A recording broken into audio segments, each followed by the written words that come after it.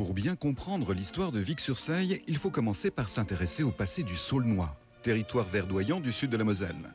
Ce pays du sel a revêtu une importance économique énorme pendant des siècles, à l'époque où le sel était le principal conservateur des aliments.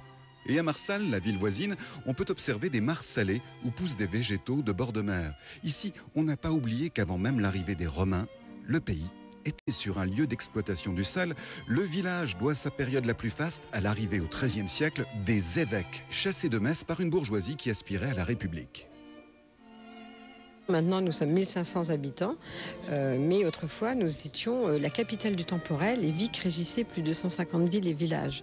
Donc, le temporel des évêques s'étendait très largement jusqu'à Rambervillers dans les Vosges et Baccarat. Donc, vraiment, le territoire était imposant.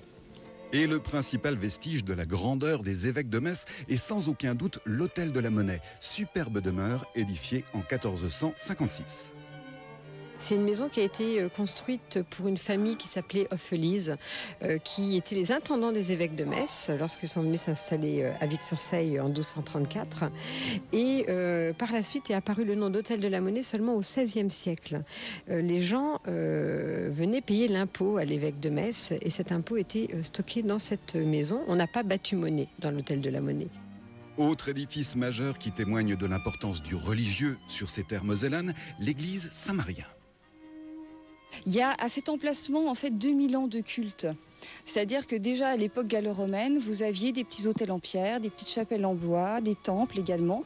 Après, elle a été romane jusqu'au XIVe siècle. Au XIVe siècle, on la voit donc maintenant comme elle était à ce moment-là. Les évêques de Metz ont régné sur ces terres en grands seigneurs. Et on ne peut que regretter qu'il ne subsiste de leur immense château, incendié en 1815, qu'un châtelet et quelques pans de murs. Les évêques de Metz, donc à Vic-sur-Seille, ont fait la richesse de la ville, ont fait la richesse du secteur également, puisque le Saulnois, ils ont exploité le sel qui était l'or blanc. Et donc là, on a un des derniers vestiges du plus grand château de Lorraine qui s'étendait sur 1 hectare. Riche de son passé, Vic-sur-Seille est aujourd'hui un village plein de charme qui accueille près de 20 000 touristes par an. Et si son histoire a commencé avec l'or blanc, Vic n'a pas oublié une autre des richesses qui a fait sa réputation depuis l'époque romaine.